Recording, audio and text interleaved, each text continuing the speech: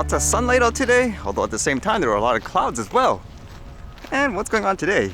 I guess this was kind of interesting. Apparently prisons are saying they are having too much problems with drones dropping, I guess, things like drugs. This one says, drug smuggling drones rampant in Canadian prisons, says Correctional Officers Union. I've never been in an actual prison, but some of this makes me wonder how it's possible with all the security and all that. It says here, the union representing correctional officers says bundles of drugs have literally and routinely been dropping from the skies into prison yards like this across Canada. Last fall, a drone dropped a batch of toxic drugs that contained fentanyl into the BC prison. One inmate died and 9 others who were overdosed were taken to emergency. According to the Union for Canadian Correctional Officers, another 39 required medical intervention. Drones are also delivering reams of steroids, cell phones, and weapons such as ceramic knives and hacksaw blades, says John Randall, the regional president of the UCCO for BC. And he says it's absolutely insane.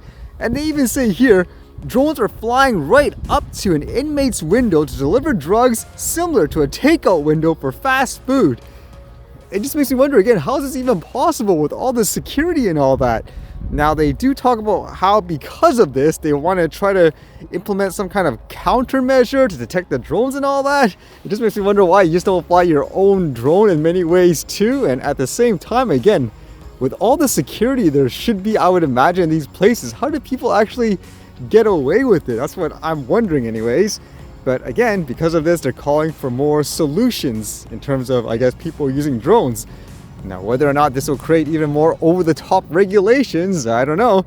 Because either way, it's a tool and it depends on how you use it. And I would say for the people, I guess, in charge, you just got to find ways to deal with it, in my opinion.